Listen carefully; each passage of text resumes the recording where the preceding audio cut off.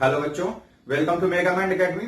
बच्चों, आज हम फिर से आपके लिए अगला टॉपिक लेकर के आ गए हैं। क्लास 10 की जो हमने 95% प्लस मैथ सीरीज बेटा शुरू की है, उसी का हम अगला टॉपिक लेकर के आए हैं। आपका आज का टॉपिक रहेगा अरिथमेटिक प्रोग्रेशन। इससे पहले मैंने पॉलिनोमियल्स एंड रियल नंबर दोनों चैप्टर के पूरा वीडियो बना करके डाल दिया है, आप उनको देख लीजिए। तो चलो शुरू करेंगे आज के हम टॉपिक में। ठीक है, आज हमें जो पढ़ना है अरिथमेटिक प्रोग्रेशन पढ़ना बेटा। तो सबसे पहले जानते प्रोग्रेशन क्या होते हैं। प्रोग्रेशन बेटा होते हैं arrangement of numbers in a definite order according to some rules. ठीक है, कुछ आपको रूल के तहत कुछ नंबर्स को डेफिनेट ऑर्डर में लिख देना होगा, जिसके तहत क्या बन जाती है बेटा, प्रोग्रेशन बन जाता है। सारे प्रोग्रेशन कई नेचर के हो सकते हैं, उनमें से कोई पर्टिकुलर ऐसा रूल अगर आप बना के बताओ उन नंबर्स के बारे में, जिससे क्या हो उनके नंबर्स के बीच में कॉमन डिफरेंस कैसा रहे, सेम रहे, तभी वो अरिथमेटिक प्रोग्रेशन बनेगी। यानी कि सारी प्रोग्रेशन अरिथमेटिक प्रोग्रेशन नहीं होंगी। आप 11th में जब आओगे तो वहां पे एक और प्रोग्रेशन पढ़ोगे जिसे कहते हैं ज्योमेट्रिक प्रोग्रेशन, है ना। इनको शॉर्ट में एपी बोलते हैं, अरिथमेटिक प्रोग्रेशन को। ज्योमेट्रिक प्रोग्रेशन को आप बोलोगे जीपी। आगे और भी पढ़ोगे तो फिर हार्मोनिक प्रोग्रेशन होता है जिसको कहते हैं एचपी। तो आपके 10th में केवल अरिथमेटिक प्रोग्रेशन ही आपको पढ़ना है। और अरिथमेटिक प्रोग्रेशन में जो रूल लगेगा बेटा, उसमें होता है टर्म्स के बीच में जो डिफरेंस होता है जिसको बोलते हैं कॉमन डिफरेंस, वो हमेशा कांस्टेंट रहना चाहिए। मैंने कहा टर्म्स के बीच में जो डिफरेंस होना चाहिए जिसको बोलते हैं कॉमन डिफरेंस, वो हमेशा कांस्टेंट रहना चाहिए या इक्वल रहना चाहिए। आपके लिए ये बस एक स्पेसिफिक रूल रहेगा। नंबर ऑफ टर्म्स जो भी दिए जा रहे हैं उनके बीच में आप क्या लिखोगे कि जो कॉमन डिफरेंस रहे हमेशा इक्वल चले। ठीक है, इस तरह से आप निकालेंगे। और कॉमन डिफरेंस निकालेंगे कैसे, नेक्स्ट माइनस प्रीवियस करेंगे। मैंने क्या बोला बेटा, next minus previous. Next minus previous का मतलब हो गया नेक्स्ट टर्म से आप प्रीवियस टर्म को हमेशा सब्ट्रैक्ट करके ही निकालेंगे कॉमन डिफरेंस, जिसको हम डी से रिप्रेजेंट करते हैं। ठीक है, तो देखो मैंने क्या बात करी, मैंने कहा प्रोग्रेशन वो होते हैं जिनमें आप कुछ नंबर्स को एक डेफिनेट ऑर्डर में क्या कर देते हो, एक स्पेसिफिक रूल के तहत उनको लिख देते हो। तो सपोज करो मैंने ये बहुत सारी नंबर्स लिख रखी हैं, इनमें कोई रूल होगा कोई नहीं होगा, उनमें से कुछ पर्टिकुलर स्पेसिफिक जो रूल को फॉलो करेंगी वही आपकी प्रोग्रेशन बनेगी। साथ ही साथ अरिथमेटिक प्रोग्रेशन वो नंबर्स होंगी जिनमें कॉमन डिफरेंस कैसा चले, सेम चले। तो पहले हम देखते हैं कौन कौन सी हमारी प्रोग्रेशन यहाँ पे जो पर्टिकुलर लॉजिकल लिखी गई है। 1 2 3 4 5 इस तरह से एक पैटर्न चला जा रहा है। अगर मैं कहूं कि अगला नंबर कौन आएगा तो आप शायद बता सकते हो, यहाँ पे 6 आएगा। ठीक है, अगर आप इसको देखें 100 70 40 10, कुछ आपको शायद आइडिया लगा, अगर नहीं लगा तो देखेंगे, अभी हम बात करेंगे। इस तरह से मैंने ऐसे कुछ पैटर्न लिखा है। अब इनमें से कोई स्पेसिफिक ऑर्डर है, आपको रूल है, वो आपको पता करना है। तो पहले सीक्वेंस को आते हैं। अगर हम कहें 1 और 2 जो नंबर हमें दी गई हैं, दो टर्म हमने लिए बच्चों। ये जो 1 लिखा है इस सीक्वेंस का एक प्रोग्रेशन का एक पहला टर्म है, जो 2 लिखा है इस अरिथमेटिक प्रोग्रेशन का या प्रोग्रेशन ये अभी बोले तो उसका ये दूसरा टर्म है, ये 3 जो है तीसरा टर्म है। तो ये हमने एक प्रोग्रेशन आपको लिखी है। अगर हम कहें इन टर्म्स के बीच में डिफरेंस कितना चल रहा है तो उसे कहते हैं कॉमन डिफरेंस। तो हम यहाँ पे देख रहे हैं कैसे निकालते हैं बेटा, नेक्स्ट माइनस प्रीवियस करके। तो आपका ये जो सेकंड टर्म है इससे आप पहला टर्म सब्ट्रैक्ट कर दो, तो यहाँ पे डिफरेंस कितना आ गया, 1 का आ गया। ऐसे इन दोनों का डिफरेंस जरा निकालो, 3 से 2 सब्ट्रैक्ट किया कितना आ गया, 1 आ गया। ऐसे आप सबका डिफरेंस निकालोगे और टर्म्स के बीच में अगर कॉमन डिफरेंस इक्वल आ जाए तो ऐसी सीक्वेंस ऐसी प्रोग्रेशन को आप क्या बोलते हो, अरिथमेटिक प्रोग्रेशन बोलते हो। तो अरिथमेटिक प्रोग्रेशन में जो रूल लगता है स्पेसिफिक रूल वो ये होता है कि डिफरेंस कैसा होना चाहिए, हमेशा टर्म्स के बीच में इक्वल आना चाहिए। तो सारी अरिथमेटिक है कि नहीं हमें अब ये चेक करना है। हमने पहली चेक करी 1 2 3 4 5 सब में डिफरेंस कितना चल रहा था, कॉमन डिफरेंस यानी डी से रिप्रेजेंट करते हैं वो कितना चल रहा है, 1 चल रहा है। और जो पहला टर्म है वो हमारा ये है 1, इसको हम लोग ए से रिप्रेजेंट करते हैं। तो फर्स्ट टर्म को रिप्रेजेंट करते हैं बेटा ए से, फर्स्ट टर्म को रिप्रेजेंट करते हैं ए से, और कॉमन डिफरेंस जो है उसे रिप्रेजेंट करते हैं डी से। तो अगर मैं कहूं पहली सीरीज का ए कितना है, फर्स्ट सीरीज का ए कितना हमारा 1 है, फर्स्ट टर्म यानी हो गया। और कॉमन डिफरेंस कितना चल रहा है, स्मॉल डी हो गया, वो कितना चल रहा है, 1 चल रहा है। तो हमने पहले के बारे में ये सारी बातें देखी। अभी धीरे धीरे सबके बारे में देखेंगे तो आपको बात जरूर समझ में आ जाएगी। इसमें मैं कहूं कि 100 लिखा 70 लिखा है तो पता करते हैं कि क्या अरिथमेटिक प्रोग्रेशन है।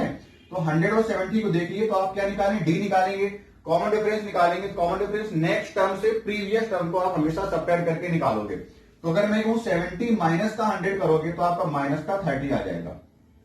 इन दोनों का कॉमन डिफरेंस निकाल के करते हैं तो 40 -70 माइनस का 30 ही आएगा। अगेन निकालोगे तो माइनस का 30, इस तरह से -30 हर बार आ रहा है। तो ये भी आपकी एक अरिथमेटिक प्रोग्रेशन है। अगर यहां 30 यहां 30 यहां पे सपोज करो 20 आ जाता तो फिर वो एपी नहीं है।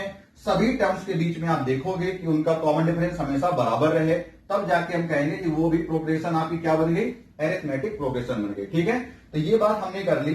अब जरा इसको देखते हैं। 3 का डिफरेंस कितना, 0।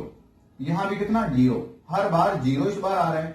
तो क्या कॉमन डिफरेंस इक्वल चल रहा है? बिल्कुल चल रहा है। कॉमन डिफरेंस 0 0 हर बार है। तो यहां भी हम क्या कहेंगे कि ये एक एपी है। अगर मैं इस वाली सीरीज में कहूं तो ये हमारा 100 क्या हो गया, फर्स्ट टर्म हो गया, जिसे हम ए से रिप्रेजेंट करेंगे। तो ए इक्वल टू कितना मिल गया, 100 मिल गया। और जो माइनस का 30 वो क्या हमारा इस सीरीज का -30 क्या हो गया, कॉमन डिफरेंस हो गया, जिसे हम क्या बोलेंगे, डी से रिप्रेजेंट करेंगे। ठीक है, तो ये बात आपको यहां भी समझ में आ रही होगी। तो यहाँ पे ए कितना हो गया, 3 हो गया, डी कितना हो गया, 0 हो गया। चलो इस सीरीज को देखते हैं। 2 और 5 कितना अंतर मिला, 5 - 2, नेक्स्ट माइनस प्रीवियस कितना आया, 3 आया। यहां पे जरा देखो 7 - 5 कितना आ गया, 2। बस यहीं से हमें आगे अब नहीं बढ़ना है। इतनी देर बढ़ते हैं जैसे आगे आपको पता चला कि कॉमन डिफरेंस में डिफरेंस जो होना चाहिए था वो इक्वल नहीं चल रहा है ना। यहाँ पे 3 का डिफरेंस चल रहा है, यहाँ पे 2 का डिफरेंस चल रहा है। इट मीन्स ये एपी नहीं है, नॉट एनएपी, है ना। तो हम मना कर दें कि ये नॉट एन एपी, ये एपी नहीं है। ऊपर वाली सभी एपी थी। ठीक है, अब जरा इसको देखते हैं। कभी कभार हो सकता है आपको सॉल्व भी करना पड़ जाए। जैसे √2 लिखा तो √2 आप इसको दिखा रहे हैं। तो इस सीरीज को थोड़ा चेंज करते हैं, रूट से चीजों को बाहर निकालते हैं। इसको लिखेंगे आप 4 × 2। जब 4 × 2 लिखेंगे तो 4 से एक आपका 2 बाहर आ जाएगा। तो √8 को आप लिख सकते हो 2√2। ये लिखेंगे 9 × 2, तो 9 से एक फैक्टर बाहर आ जाएगा। ठीक है, कितना, 3। ये हो गया 3√2। ये है 32, जिसको लिखोगे 16 × 2, तो 16 से आपका 4 बाहर आ जाएगा। अंदर कितना रह गया, √2। तो ये आपका इधर हो गया 4√2 हो गया। अब ऐसे आपकी सीरीज आगे बढ़ रही है। तो हमने इस सीक्वेंस को थोड़ा सा पैटर्न बदल करके लिखा है। अब ये प्रोग्रेशन जो चल रही है आपको पता चल गया। यहाँ पे कितने √2 देख रहे हैं, 1 √2 है। यहाँ पे कितने √2 हो गए, 2 √2 हो गए। यहाँ पे कितने हो गए, 3 √2 हो गए। यहाँ कितने हो गए बेटा, 4 √2 हो गए। तो आप देख सकते हो लगातार टर्म्स के बीच में कितने का डिफरेंस चल रहा है। 2 √2 से 1 √2 सब्ट्रैक्ट किया तो 1 √2 का अंतर चल रहा है। यहां फिर से सब्ट्रैक्ट करोगे, यहां भी कितने √2 का अंतर मिला, 1 √2 का अंतर मिला। तो आप ऐसे सब में देखोगे तो यहाँ पे कॉमन डिफरेंस डी कितना आ गया, इस वाली सीरीज में √2 आ गया। और आपसे कहें कि पहला टर्म कितना चल रहा था, फर्स्ट टर्म चल रहा था √2, तो ए की वैल्यू भी कितनी आ गई, √2 आ गई। तो इस तरह से ये आपकी कॉमन डिफरेंस सब में बराबर, तो एपी तो हो ही गई थी। अगर एपी है तो उसमें हम फर्स्ट टर्म आपको बता रहे कितना है, और सेकंड लास्ट में डी बता रहे कॉमन डिफरेंस कितना है, √2 है। तो ये मैंने कुछ एग्जांपल लिए थे बेटा, जिसके थ्रू हमने आपको बताने की कोशिश करी अरिथमेटिक प्रोग्रेशन क्या होती है। ठीक है, और मैंने कुछ एग्जांपल लेके दिखाया कि कौन कौन सी इसमें अरिथमेटिक प्रोग्रेशन है, कौन सी नहीं है। इसके थ्रू हमने ये भी बताया कि आपका फर्स्ट टर्म जो होता है वो ए से रिप्रेजेंट किया जाता है। ठीक है, और हर सीरीज का जो पहला टर्म है यहाँ पे 100 जो कि ए था, और जो कॉमन डिफरेंस निकालते हैं तो उसको कैसे निकालते हैं, नेक्स्ट माइनस प्रीवियस टर्म करके निकालते हैं। तो यहाँ पे 2 से 1 सब्ट्रैक्ट करना, -30 कब आया, जब आपने 70 से सब्ट्रैक्ट किया था 100 को। तो आपने एक चीज देख ली कि जो आपका डी होता है वो पॉजिटिव भी हो सकता है, नेगेटिव भी हो सकता है और 0 भी हो सकता है। किसी भी अरिथमेटिक प्रोग्रेशन की अगर बात करें तो आपका कॉमन डिफरेंस 0 आ रहा है तो आप शॉक मत हो जाइए, थोड़ा सा परेशान मत होइए, हो सकता है। तो ये भी एपी है, yes it is an AP.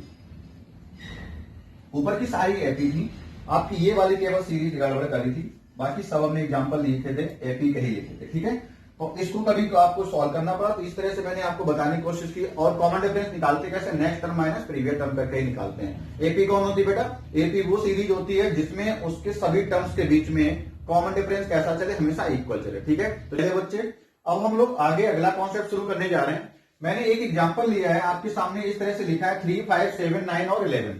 जरा देखते हैं क्या ये एपी है। 3 और कितना, फिर 5 हो गया, तो यानी 5 - 3 करोगे, next term minus previous term, तो डी निकल आएगा। डी इक्वल टू कितना आया, 2 आ गया। यहां भी आप देखो डी इक्वल टू 2 आ रहा है, यहां भी डी कितना बेटा, 2 ही आ रहा है। यहां भी डी कितना, 11 - 9, 2 ही आ रहा है। तो अगर कॉमन डिफरेंस सेम चल रहा होता तो वो सीरीज हमारी, वो प्रोग्रेशन हमारी अरिथमेटिक प्रोग्रेशन होती है। ठीक है, तो हमारा पता चल गया यहाँ पे ए कितना लिखा है, ए इक्वल टू 3 है, और डी कितना है, 2 चल रहा है। ठीक है, तो ये निकाल लिया। अब मैं आपसे बोलता हूं कि 3 को आप 3 लिखा रहने दो, 5 को आप लिखो कैसे, 3 + 2 लिख दो। क्या लिख सकते हैं ऐसे, बिल्कुल लिख सकते हैं, 3 + 2 5। इसका मतलब मैंने क्या किया, 3 और जो डिफरेंस चल रहा था मैंने उसमें ऐड किया है 3 + 2, तब जाके 5 बना है। अब जब आपका 7 है तो मैं इसको लिखना चाह रहा हूं कि जो 5 मिल गया था उसमें आप क्या करो, ऐड कर दो 2 को, डिफरेंस को, तो 7 मिल जाएगा हमें। ऐसे में क्या कर रहा हूं, प्रीवियस टर्म को इसमें ऐड कर दे रहा हूं 2 को, तो हमें नेक्स्ट टर्म हमें मिल जा रहा है। तो ऐसे 9 अगर निकालना है तो आप क्या करो, प्रीवियस टर्म इसका कौन सा है, 7 है, उसमें ऐड कर दो डिफरेंस को 2 को, तो आपका 9 मिल जाएगा। ऐसे 11 अगर आपको लाना है तो क्या करेंगे, 9 में ऐड कर देंगे 2 को, इस तरह से आपका 11 बन गया। ठीक है, तो हमने सीरीज को दूसरे वे में लिखा है बेटा। मैंने कहा 3 यानी ए है आपका, तो 3 लिखा, 3 + 2 लिखा। अब मुझे केवल ए और डी के टर्म्स में ही बात करनी, केवल ए दिखाई दे और डी दिखाई दे, तो मैं इसको बस लिख रहा हूं। 5 को मैंने क्या लिखा था, 3 + 2 लिखा था, तो वही मैं यहां भी कह रहा हूं, इसको 3 + 2 लिख दो। ठीक है, इस वाले टर्म को, और इसको 5 को क्या लिख दो, 3 + 2 5 होता है, और एक और 2 है, तो 2 कितनी बार हो जाएगा, 3 + 2 बार 2 हो जाएगा। आप कैलकुलेशन भी एक बार करके देख लें, 2 × 2 = 4 + 3 7 हो गया, और 7 ही तो लिखा है, तो इसको ऐसे में लिख रहा हूं, यानी आपका ए दिखाई दे और क्या दिखाई दे, डी दिखाई दे, बस साथ में कोई मल्टीप्लाई नंबर आती रहेगी। तो ऐसे में इसको कह रहा हूं 7 को आपने क्या लिखा, 3 + 2 टाइम्स ऑफ 2 लिखा, देखो ना 7 ही तो है।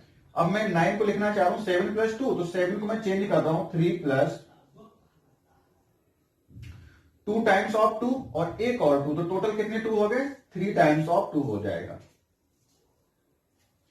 ऐसे मैं 11 को कह रहा हूं कि 11 को आप क्या लिख दो, 7 + 2, ठीक है, 9 + 2 करके ऐसे लिखेंगे, तो यहां पे मिलेगा मुझे 3 + 4 टाइम्स ऑफ 2 मिल जाएगा। फिर आपकी सीरीज ऐसे आगे बढ़ती रहेगी। तो अब मैं इस सीरीज में जो a है वो आपका 3 है, d कितना है, 2 है, तो देखो मैंने वही तो लिखा है। ये क्या है, a है, ये क्या मिला, a + d मिला, ये क्या मिला, a + d कितनी बार, 2 बार, a + d कितनी बार, 3 बार। तो इस तरह से सीक्वेंस आपकी आगे बढ़ रही है। तो मैंने वही बताया कि अगर आपको कोई एपी लेना पड़े, कोई भी एपी आपको लिखनी पड़े, तो उसका पहला टर्म a, दूसरा टर्म a + 2d, तीसरा टर्म कितना, a + 3d, फोर्थ टर्म कितना, a + 3d होता है। तो इस तरह से सीक्वेंस आगे चलती रहती है। लास्ट में जो लिखा उसके बारे में अभी बात कर रहे हैं। एक चीज आप समझ गए, अगर कभी भी आपको एपी लेनी पड़े तो a + d, a + 2d, a + 3d, इस तरह से आप प्रोग्रेशन को लिखेंगे। ठीक है, अब मैंने ए जो लिखा है वो आपका फर्स्ट टर्म है, फर्स्ट, इस तरह से लिख लें, फर्स्ट टर्म आपका ए है। ये कौन सा टर्म है, सेकेंड टर्म है। ये कौन सा टर्म है, थर्ड टर्म है। बहुत सही से देखना सीक्वेंस क्या बना रहा हूं। ये आपका फोर्थ टर्म है, और लास्ट में ऐसे आपको मैंने कोई टर्म लिखा है, बताएंगे कौन सा टर्म है वो। फर्स्ट टर्म में कोई डी आया, नहीं आया, चलो। सेकेंड टर्म में कितने डी है, 1 डी है। थर्ड टर्म में 2d, फोर्थ में 3d, फोर्थ में 3d मतलब 4 से कम डी चल रहा है। ठीक है, तीसरे टर्म में 2d, 3 से 1 कम डी चल रहा है। दूसरे टर्म में कितने डी है, 1d, तो 2 - 1। पहले टर्म में कितने डी होंगे, 1 - 1, 0d, इसलिए डी नहीं है। यानी कि अगर आप चौथा टर्म निकालना चाहते हो तो a + 3d करना पड़ेगा, a + कितने डी, 3d। अगर आप फिफ्थ टर्म निकाल रहे हो तो a + कितने डी लिखने पड़ेंगे फिफ्थ टर्म के लिए। यहां पे देखो फिफ्थ टर्म का अगर निकालना चाह रहे हो, फिफ्थ टर्म आपको a लिखना है और d लिखना है, प्लस करना है। अगर फिफ्थ टर्म है तो 5 से 1 कम 4d लिखना पड़ेगा। मान लो आपने 12th टर्म निकालना चाहा तो आप a लिखें, d लिखें, तो a + कितने d आएंगे, 11d आएंगे। यानी आप जो टर्म निकालना चाह रहे हो उसमें से आप एक कम d लिखेंगे हमेशा। तो मैंने जो लिखा है a + n - 1d, a + n - 1d, तो कौन सा टर्म होगा, अगर 3 लिखा है तो 4 टर्म होता है, 2 लिखा है तो 3 टर्म होता है, यानी एक ज्यादा नंबर का टर्म होता है। 2 लिखा तो 3 टर्म, 3 लिखा तो 4 टर्म, n - 1 लिखा तो ये nth टर्म हो जाएगा। ठीक है, दिस इज nth टर्म। और यहीं से आपका एक फार्मूला निकल आया, किसी भी एपी का nth टर्म अगर निकालना है तो nth टर्म का फार्मूला हो गया, an से रिप्रेजेंट करते हैं, an से रिप्रेजेंट करते हैं nth टर्म को, तो क्या फार्मूला बन गया, a + n - 1 इंटू में d हो गया। ठीक है बेटा, अब इसको नोट कर लेना, an = a + n minus one into d हो गया। ये आपका एन टर्म का फॉर्मूला मैं फिर से रिपीट कर रहा हूं, a plus n minus one into d. N minus one कहता है कि जो टर्म आपको निकालना है उसमें से एक कम डी लेना। अगर आपको 20 टर्म निकालना है तो ए प्लस 19 डी, अगर आपको 50वां टर्म निकालना है तो ए प्लस 49 डी। इस तरह से आप समझ गए होंगे, इसको आप कॉपी कर लेना। आपको कॉन्सेप्ट बताने के लिए था, ये जरूर याद रखना, ठीक है। तो अगला आगे बढ़ते हैं बेटा। अगला कॉन्सेप्ट इस तरफ से है बेटा कि अगर आपको कोई कहे 3 नंबर एपी में हैं, उनके बारे में थोड़ा सा ध्यान से देखो। अगर मैं 3 नंबर एपी में ले रहा हूं, सपोज करो पिछला एग्जांपल था 3, 5 और 8 का था, 3, 5 और 7 का था, है ना, ये लिया था, और 9 भी आगे चल रहा था। आप कोई भी 3 नंबर की बात करो तो जरा पहली नंबर और तीसरी नंबर को ऐड करो, कितना हो गया, इसको भी हटा देते। 3 नंबर अगर एपी में है तो 3 प्लस 7 करो, कितना होता है, 10 होता है। अगर मैं इसका आधा कर दूं, 3 प्लस 7 का आधा यानी 10 का आधा, कितना आएगा, 5 आएगा, जो कि आपका मिडिल टर्म होता है, ठीक है। यानी अगर 3 number a b c are in AP, a comma b comma c are in AP, अगर 3 नंबर कोई कहें एपी में है तो बी अगर आपको निकालने को बोला जाए तो बी कैसे निकलेगा, 5 कैसे निकला था, फर्स्ट लास्ट को ऐड करो, डिवाइड बाय 2 कर दो। तो अगर बीच की वैल्यू आपको निकालनी पड़े तो ए और सी को आप ऐड कर दो और डिवाइड बाय 2 कर दो। ये भी आपका एक इंपॉर्टेंट नोट हो गया, तो आप इस कॉन्सेप्ट को भी समझ लेना। अगर आपको 3 नंबर एपी में बोले और आपको बीच के नंबर नहीं दे या किनारे के नंबर नहीं दे, ये ना दे, तो आप किसी तरह से आप उनको भर लेंगे इस तरह से, ठीक है। फॉर्मूला आपका यही है, b equal to a plus c by 2। तो ये हमने 2 नोट्स आपको बताए। एक पहला नोट ये कि आप nth टर्म का फॉर्मूला जो है वो कैसे जानते हैं, इस तरह से लिखेंगे, a n equal to a plus n minus one into d. 3 number अगर एपी में है तो b equal to a plus c by 2 होता है, ठीक है। तो चलो अब आगे बढ़ते हैं, कुछ क्वेश्चंस मैंने ले रखे हैं आपके लिए। मैंने आपको बताया कि right first 4 terms for the following, ये आपको दिया गया है। ये ऐसे 4 क्वेश्चन है, इनके लिए आपको पहले 4 टर्म निकालने हैं। तो पहला टर्म तो ए हो गया। अब आपको पहला टर्म ए नहीं निकालना, पहला टर्म तो हो गया फर्स्ट टर्म। अब नेक्स्ट 4 टर्म आपको बतानी है, तो दूसरा, तीसरा, चौथा और 5वां। दूसरा टर्म क्या होता है, ए प्लस डी होता है, मतलब डी आप उसमें ऐड करते हो। तो मैं यहां पे लिख रहा हूं सेकेंड टर्म, यानी A2 भी लिख सकते हो। पहला टर्म A1, दूसरा A2, तीसरा A3, लास्ट में ऐसा N1 टर्म हमने AN लिया है, तो चलो A2 लिख लेते हैं। आप A2 लिखोगे तो क्या लिखोगे, दूसरा टर्म हमारा ये तो है, चलो हम यहीं पे लिख देते हैं, ये A1 है, ये A2 है, ये A3 है, इस तरह से, ठीक है। तो ये अगर A2 है तो A प्लस डी होता है, तो यहाँ पे A प्लस डी करेंगे, 10 प्लस 5 करेंगे, यानी A प्लस डी आप करोगे तो कितना आएगा, 10 प्लस 5 कितना हो गया, 15 हो गया, ठीक है। अब निकालते हैं दूसरा टर्म A3, अगला दूसरा यानी कि तीसरा टर्म होगा वो।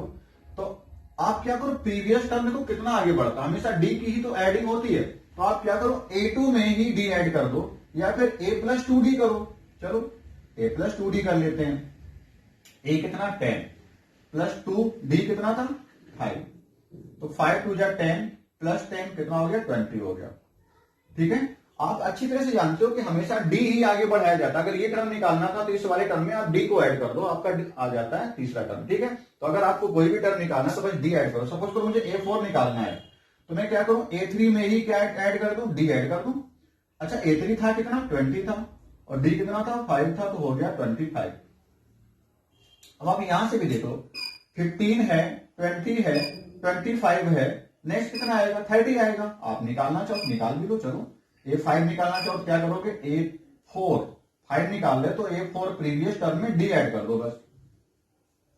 A4 कितना है, 25 है, और डी आपको कितना मिला था, 5 मिला था, यहां पे गिवन है, तो 25 प्लस 5 कितना हो गया, 30 हो गया, ठीक है। इस तरह से आपका पहला क्वेश्चन ये सॉल्व हो गया, ठीक है।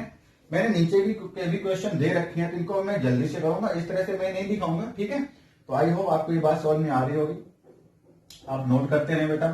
और जैसा कि मैं बता ही चुका हूं कि मैंने बोल दिया है कि 95% प्लस मैथ सीरीज है ये आपकी, तो आप वीडियो को बार बार देख करके आप उतनी मेहनत करिए ताकि आपके 95% प्लस मैथ्स में आ सके, ठीक है। और जब मैथ्स लिया है, आपके सिलेबस का पार्ट है, तो बेटा उससे भागना नहीं, डरना नहीं। 15 जैन तक हम पूरी मैथ खत्म करने की कोशिश पूरी तरह से कर रहे हैं। तो हम डेली आपको 1 या 2 वीडियो अपलोड करेंगे। डेली एक दिन में आपका एक चैप्टर ही खत्म कर रहे हैं अपनी तरफ से, ऐसी कोशिश हो रही है। 2 चैप्टर मैं ऑलरेडी डाल चुका हूं, ठीक है, पॉलिनोमियल्स भी कर चुका हूं, रियल नंबर भी कर चुका हूं। तो ये तीसरा आपका मैं लेसन लेकर के आया हूं, आपकी बुक के अकॉर्डिंग ये 5वां लेसन है, बट ये तीसरा मैं अपनी तरफ से अपलोड कर रहा हूं, जो कि आपका है चैप्टर अरिथमेटिक प्रोग्रेशन, ठीक है। इसके बाद जब सारे चैप्टर्स हो जाएंगे तो मैं फिर से इन्हीं चैप्टर में जो प्रीवियस ईयर में क्वेश्चन पूछे गए या इंपॉर्टेंट क्वेश्चन है उनकी सीरीज बाद में लाऊंगा। तो पहले मैं कॉन्सेप्ट पार्ट तो आपको करा दूं, इसलिए आप सारा बहुत अच्छे से कर लेना। तो इसीलिए मेरे टैगलाइन भी है, जब मैथ्स लिया तो फिर डरना ही क्या, करना तो है ना, तो क्यों ना अच्छे नंबर लाके किए गए। तो चलो अगला क्वेश्चन करते हैं, सेकंड। क्या लिखा मैंने, दिया गया है a इक्वल टू 4 और d इक्वल टू कितना 3, तो a2 निकालते हैं। a1 तो भाई यही हो गया, a1 तो हमारा यही है ना 4, तो a2 कितना हो गया, a प्लस डी हो गया। a प्लस डी मतलब a की वैल्यू है आपकी 4 और d कितना, जब नेगेटिव आए d तो उसे ब्रैकेट में लगा के ही लिखना, ठीक है, ताकि गलत ना हो गई। तो 4 माइनस 3 हो जाएगा, ये कितना मिल गया आपको, 4 माइनस 3 1 मिल गया। अब आप समझ चुके हो कि 4 है फिर 1 है, 3 कम होता जाएगा, है ना। तो आप a3 निकाल लो जल्दी से। a3 क्या करोगे, a2 प्लस डी, ठीक है। a2 कितना है, 1 है, और प्लस डी मतलब माइनस का डी हो जाएगा। 1 माइनस 3 कितना हो गया, माइनस का 2 हो गया, ठीक है।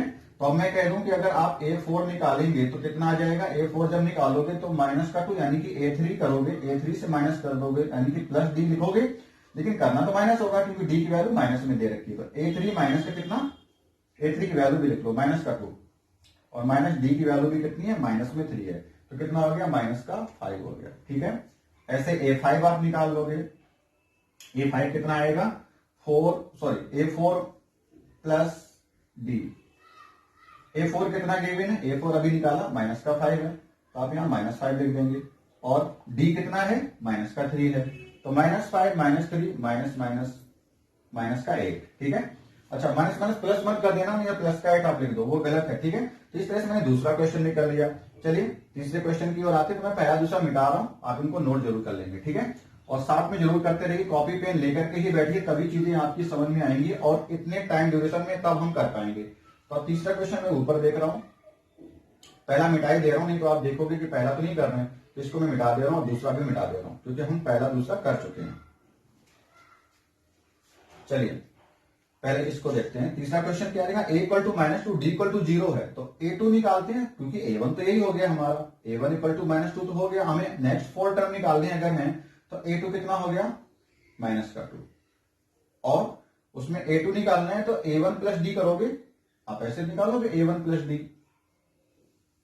a1 कितना है, माइनस का 2 है, और d यानी 0 उसमें ऐड करोगे, 0 ऐड करने से कोई रिजल्ट ही चेंज नहीं होगा, तो कितना आ गया, माइनस का 2 आ गया। a3 भी निकालोगे, उसमें आप ऐड करोगे, a2 में क्या, d ऐड करोगे, d तो 0 यानी कुछ भी ऐड नहीं करना, तो भी कितना आएगा, माइनस का 2 आएगा। a4 भी कितना आएगा, माइनस का 2 आएगा, और a5 भी आपका कितना आ जाएगा, माइनस का 2 आ जाएगा। तो इस वाले क्वेश्चन को बहुत ही आसानी से आप कर सकते थे, ठीक है। चलो आपने ये भी नोट कर लिया होगा, तो मैं इसको मिटा रहा हूं। और बेटा कमेंट जरूर करते रहिए, सारे बच्चों में अपने फ्रेंड सर्कल में इस वीडियोज को फैलाते रहिए, ठीक है, ताकि ज्यादा से ज्यादा लोगों की हेल्प हो सके, ठीक है।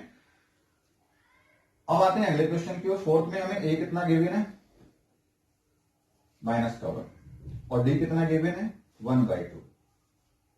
आप 1/2 कर थोड़ा सही से देखो तो ये 0.5 होता है ना, आप इसे काट दो 2 से 1 को यानी डेसिमल लगा के, तो 0.5 कह सकते हो, आधे तो है, आधा ये भी है 0.5, तो हम 0.5 लेकर के इसको लिखना चाहते हैं, ठीक है।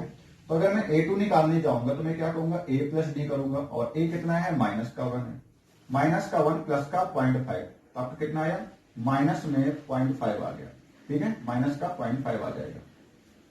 a3 निकालते हैं बेटा, a3 जब निकालोगे तो आप क्या करोगे, a2 में ऐड कर दोगे इसको, d को।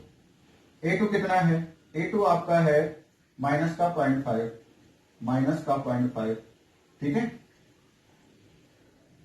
और डी आई कितना है आपका, प्लस का 0.5 है, तो ये प्लस का 0.5 और माइनस का 0.5 कैंसिल होकर आंसर कितना आ गया, 0 आ गया, ठीक है।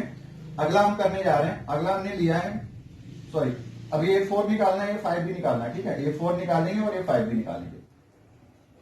a4 क्या होगा, a3 प्लस डी होगा, और a3 कितना है, 0 है, उसमें प्लस डी करना, डी कितना था, 0.5 था, तो ऐड करोगे 0 में तो 0.5 ही आंसर आ जाएगा, तो आंसर हो गया 0.5। A5 निकालोगे तो A4 प्लस आप D करोगे, A4 प्लस D, A4 कितना है 0.5 है और D कितना है 0.5 यहां पे, ठीक है, प्लस का 0.5, इस तरह से 0.5 मिलके आधा आधा मतलब पूरा हो गया 1, या 1.0 लिखना चाहो तो लिखोगे, फिर इसके बाद आंसर कितना आएगा 1 आएगा। तो इस तरह से हमने आपको यहां पे बताया, ठीक है। तो आगे बढ़ते बच्चों, अभी हमने आपको बताया कि इस तरह से टर्म्स अगर दिए जाए तो उनमें से आप निकाल सकते हो अगले के नेक्स्ट टर्म। साथ ही साथ इसको विशेष तौर पे याद रखिए, कोई भी सीरीज आपको दी जाती है उसका कोई टर्म हमें निकालने को आता है तो ये फार्मूला आपका हो गया ए एन इक्वल टू, इसको कहते हैं एंड टर्म कैसे पता करते हैं, तो a n equal to a plus n minus 1 into d. इस पर बेस भी क्वेश्चन हम लोग कर रहे हैं। क्वेश्चन इस तरह से बेटा है कि आपको कोई सीरीज दे दी जाएगी, उसको हमसे कहेगा पांचवा टर्म छठा टर्म जो भी निकालना होगा। तो चलो क्वेश्चन बेटा ये रहा आपका, और फिर से मैं कह रहा हूं कि आप अपने फ्रेंड सर्किल में शेयर तो करिए, साथ ही साथ कॉपी पेन अगर लेकर नहीं बैठ रहे तो आपके कहीं ना कहीं कॉन्सेप्ट गायब होंगे, आप उतने अच्छे से नहीं कर पा रहे होंगे, ठीक है। आपको पहली बार तो कम से कम साथ में वीडियो को देखते हुए लगाना पड़ेगा, क्वेश्चन देखना पड़ेगा, इसके बाद आप बार बार वही लगे हुए क्वेश्चन को देखते रहोगे 2-3 बार में तो अपने आप को तैयार हो जाएगा। तो चलो क्वेश्चन आपका ये रहा, फाइंड 12th टर्म, आपको 12वां टर्म निकालना है ऑफ एपी, और एपी लिखी ये है 3, 7, 11, 15। इस तरह से हमने एक सीरीज आपके सामने लिख दी है और आपसे कह रहा है कि 12 टर्म निकालो, 3, 7, 11 और 15। ये एपी आपके सामने लिखी गई, आपको कौन सा टर्म निकालना है 12 टर्म निकालना है। तो इसको कैसे सॉल्व करेंगे देखते हैं इसका सोल्यूशन बेटा। सबसे पहले तो पता करो ए कितना है, ए आपको पहला टर्म पता होता है 3 होता है, और डी निकालना है तो 7 माइनस 3 करेंगे, नेक्स्ट माइनस प्रीवियस, 7 से 3 सब्ट्रैक्ट करना, 3 से 7 नहीं सब्ट्रैक्ट करना, ओके। तो 7 माइनस 3 कितना आ गया 4 आ गया। अब हमसे कौन सा टर्म पूछा है 12 टर्म। हम तो जानते हैं कि ए एन इक्वल टू होता क्या है a plus n minus 1 into d होता है, a plus n minus 1 into d होता है, और हमें कौन सा टर्म निकालना है 12 टर्म निकालना है। तो एन की वैल्यू यहाँ पे कितनी होगी 12 होगी, तो आप यहाँ पे लिखना चाहो लिख सकते हो एन इक्वल टू 12 हमें गिवन है, ठीक है।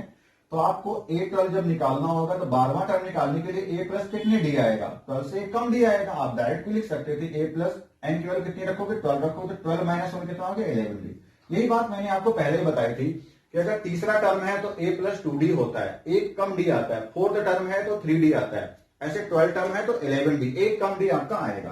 तो ए 12 कितना हो गया ए प्लस 11d, यहाँ पे आप वैल्यू रख दो। ए कितना है फर्स्ट टर्म आपको गिवन था 3 जो कि ये था, ठीक है, तो आपने 3 लिखा प्लस 11 और डी की वैल्यू पता है बिल्कुल निकाल रखी है 4 है, तो 11 इंटू में कितना 4, तो 11 4 जा 44 प्लस 3 करोगे तो कितना आ जाएगा 47 आ जाएगा। तो इस तरह से हमने क्या किया आपका ए टर्म निकाल लिया। किसी भी सीरीज का आपको कोई टर्म निकालना है तो आपको इस तरह से सीरीज का कोई टर्म निकाल लोगे, ठीक है। चलो आगे बढ़ते हैं, आप नोट करिए इनको और वीडियो को पॉज करके बार बार से देखते रहिए। अगर आपका कोई कॉन्सेप्ट छूट रहा है तो फिर से वापस जाके 10 सेकंड 20 सेकंड वापस जाके पूरी बात को फिर से सुने और फिर से करना शुरू करें, ठीक है। हम आपके लिए पूरी तरह से सहयोग करेंगे। अगला क्वेश्चन बेटा लाते हैं। नेक्स्ट क्वेश्चन हम इस कॉन्सेप्ट पे लेना चाहते हैं कि 3 नंबर आपको दी जा रही है एपी में, तो आपको कोई वैल्यू पूछेगा, ठीक है, तो इस पर आपको बॉक्स बना के क्वेश्चन दे सकता है। क्वेश्चन इस तरह से है, वो कहेगा फिल इन द ब्लैंक। आपकी एनसीईआरटी में भी इस तरह के क्वेश्चन बहुत दे रखे, फिल इन द ब्लैंक्स। ऐसे लिख दिया 5, यहां पे लिख दिया बॉक्स, इसमें बॉक्स में आपको भरना है ना, और यहां पे लिख दिया 90, फिर अगला बॉक्स उसने ऐसे बना दिया। सोचो आपको ये बॉक्स भरने हैं और कह देगा कि दी है ना फॉलोइंग एपी है, ये सारे एपी हैं, ये एपी बना रही है, जो भी टर्म्स यहां पे गैप है वो सबको अगर देखोगे तो एपी बनेगा, ठीक है। तो अगर ये एपी है तो आपको बीच के नंबर जो गैप इन है वो भरनी है, फिल इन द ब्लैंक। इस तरह से क्वेश्चन है। सोल्यूशन देखते हैं।